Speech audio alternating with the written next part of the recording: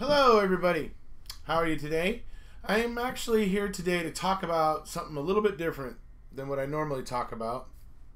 I don't know, some of you may know that I have a friend who I refer to as G. I've referred to her in other videos. She prefers that I not mention her name in videos, but I like her so much I just can't help it, and so I refer to her as G. She does a lot of great work helping out with like missing kids and teenagers, and often finds that some of them had been sex trafficked and things like that, and the whole sex trafficking thing has become a pretty big issue. So when I read this article that she shared with me recently, it was about this guy who was an Uber driver and a Lyft driver, and he was arrested for on charges of sex trafficking to 17-year-old girls. So I'm gonna leave you the link down in the information there below the video to the article so that you can read it for yourself. But essentially what the article tells you is that at the beginning it says, at just before 3 a.m. on Christmas Day. Okay? A girl calls in to 911 saying that she is hiding in a residential backyard and that a guy is waiting for her to come back to the car, and that she has been sex trafficked or whatever, basically. A squad car or whatever is sent out, finds his car, and finds another 17-year-old girl in the car with him, and he gets arrested. It turns out he is a soccer coach at, I believe it was John F. Kennedy High School, and he was also a soccer coach at this soccer program, soccer school type thing also. And yet, here he was found with, first of all, one 17-year-old girl called about him, and then they find him and he has another 17-year-old girl in the car, and he gets arrested. So, there was probably something in that car.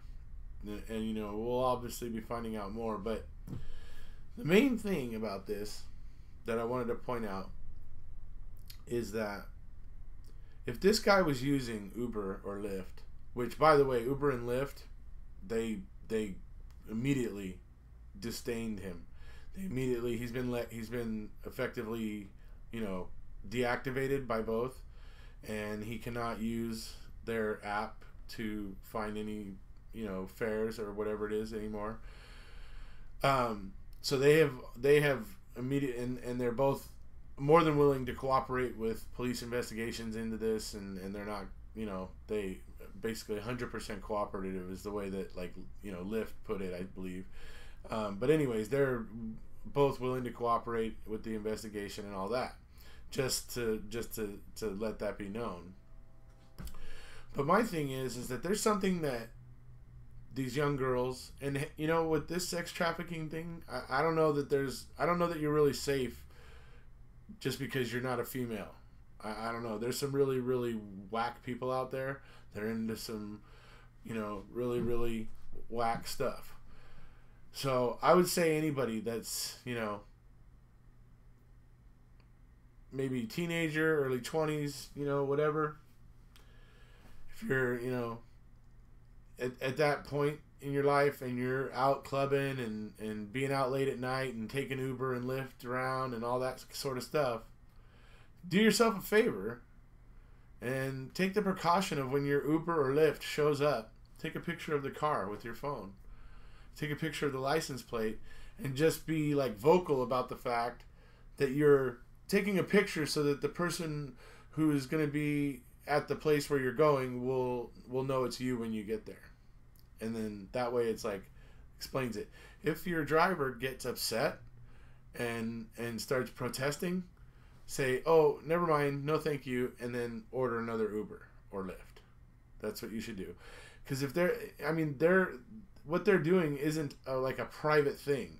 Okay, it's a public app. So for them to protest that you're taking a picture of their car, I think is a red flag. And just get another one, get another Uber, but not that person, or Lyft, as it were. Because trust me, if the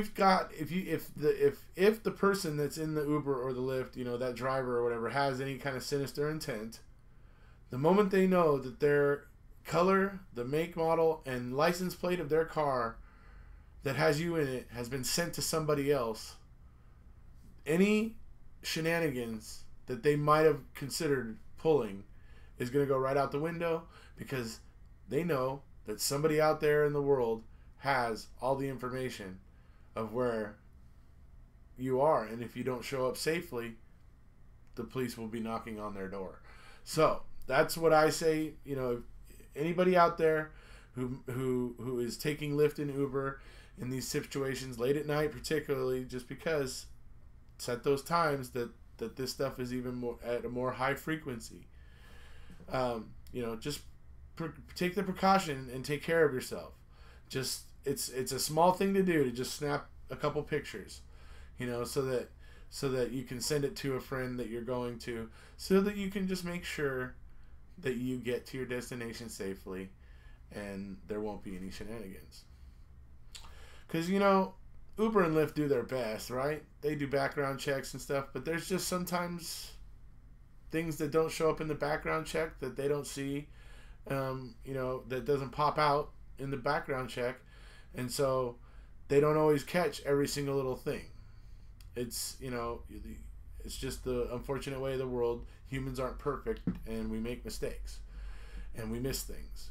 So I would just say it's also up to us citizens to also take precautions to protect ourselves, and not always rely on everybody else to do it. So, and like I said, it's not a hard thing to do, to snap a couple pictures and just say, oh yes, I'm sending this so that my friend will know when I get there. They'll know which car to look for. There, done. There should be no reason for them to get upset about that. So that's mainly what I wanted to say. I wanted to offer that little piece of advice, because this particular article that I'm talking about was pretty disturbing to my mind. I would hate to think of like any of my family members, nieces, or any nephews, any of my family having something like this happen with an Uber or a Lyft driver. I mean, I don't know. It's just because you want to trust your Uber or your Lyft driver. Usually you're maybe going on a bar crawl or whatever, and you've been drinking, so you don't want to be driving. So you want to feel safe with the person who's driving you around. It makes sense, but just take those extra precautions to make sure that you're safe. So, a little bit of advice from Eric Jose. That's about it for this video, folks, and we'll see you.